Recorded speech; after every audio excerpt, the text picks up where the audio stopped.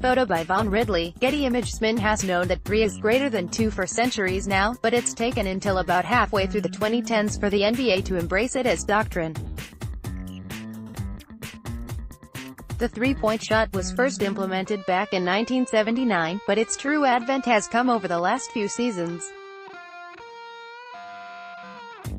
Mid-range shots are dead, and in a copycat league, teams have tried to replicate the Houston Rockets' success with a high volume of three-pointers and layups, as well as the Golden State Warriors' success with efficiency, pace and space, positional versatility, smart cutting and deft passing. In the modern NBA, it takes switchable wings, multifaceted defenders and yes, three-point threats in at least 3 to 4 positions on the court to find success.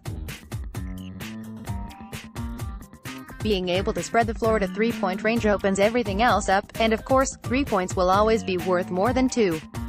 Bearing this in mind, floor spacers are at a premium in today's NBA. Once seen as one-dimensional contributors, even that single dimension of being able to come off screens and knock down looks, or standing in the corner for 3 to punish defenses foolish enough to help, is valuable now.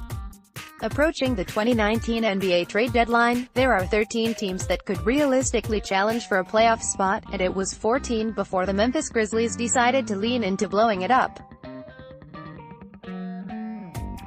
In the East, there are at least 11 teams still within striking distance of a postseason berth. This could result in a quiet trade deadline, but the few sellers on the market still have assets to offer that would help bolster a playoff team's rotation for April and beyond. With shooting being more coveted higher than ever, it's worth taking a look at the collection of three-point marksmen that could be available at the deadline.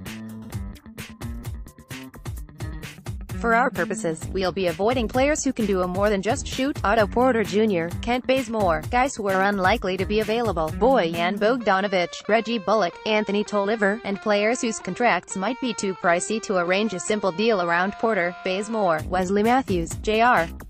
Smith. The goal here is to find three-point shooters, possibly on expiring contracts, that would be attainable for most teams because their salaries aren't too difficult to move.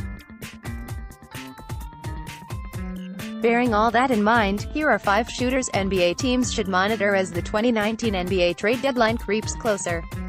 Honorable mentions: J.R.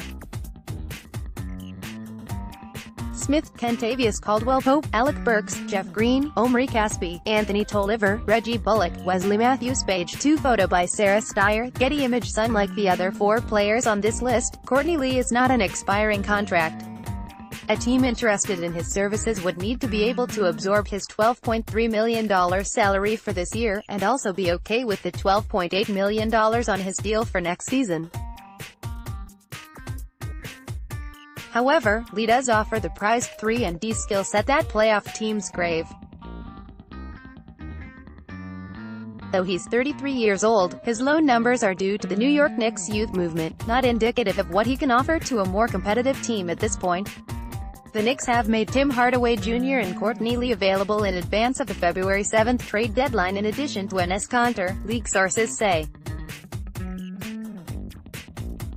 Full story forthcoming via @NitSports. Mark Stein, @TheSteinLine, January 24, 2019. Averaging 5.8 points in 14.9 minutes per game this season, Lee has only suited up for 10 games. That makes it hard to take his 33.3% shooting from deep on 1.3 attempts per game too seriously, especially since he's a career 38.9% marksman from downtown. He's not really known for being a spot-up sniper or anything like that, with only 2.9 long-range attempts per game for his career. Still, Lee is a reliable floor spacer who also offers defense and veteran experience for any playoff-caliber team that isn't bothered by his 2019-20 salary.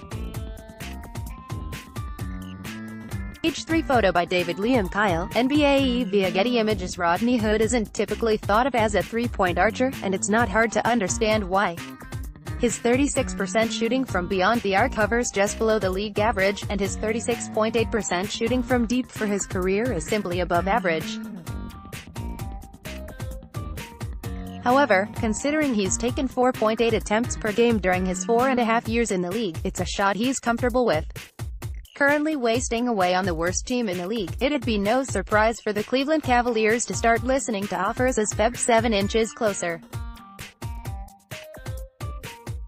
According to The Athletic's Shams Charania, Hood is already garnering interest from a few teams. His no-trade clause could complicate matters, but more than likely, a trade with any playoff team. Charania specifically mentioned the New Orleans Pelicans, Milwaukee Bucks and Oklahoma City Thunder as teams looking for wing help would sit just fine with him. His $3.5 million salary is incredibly easy to move, and he's got more to offer a playoff team than standstill shooting, averaging 12.4 points per game. Don't be surprised to see teams start circling the wagons for Hood soon. Page 4. Use your arrows to browse photo by Isaac Baldazon, NBA via Getty ImagesMan. Ellington is the least likely player to be available among this group, since the Miami Heat are currently occupying a playoff spot. However, if things continue to go south for a team that's lost 4 of its last 5 contests and only sits 1.5 games ahead of the Detroit Pistons for the 8th seed, it makes sense to extract some value from an expiring contract. The Heat love sharpshooter Wayne Ellington, but it's unrealistic to expect them to re-sign him to another one-year deal this offseason like they did last summer. His $6.3 million salary would be easy for another team to trade for, and there's no question about his spot-up abilities. Though he's only averaging 7.9 points per game this year, they've come in just 21.1 minutes a night. He's canning 37.1% of his 6 3-point attempts per game, and as a career, 38% marksman. Again, it remains to be seen if Miami would actually consider trading an important piece of its bench rotation as the playoff race heats up, but if a team is desperate enough for 3-point help to make a compelling offer, Pat Riley should at least entertain the idea. Use your arrows to browse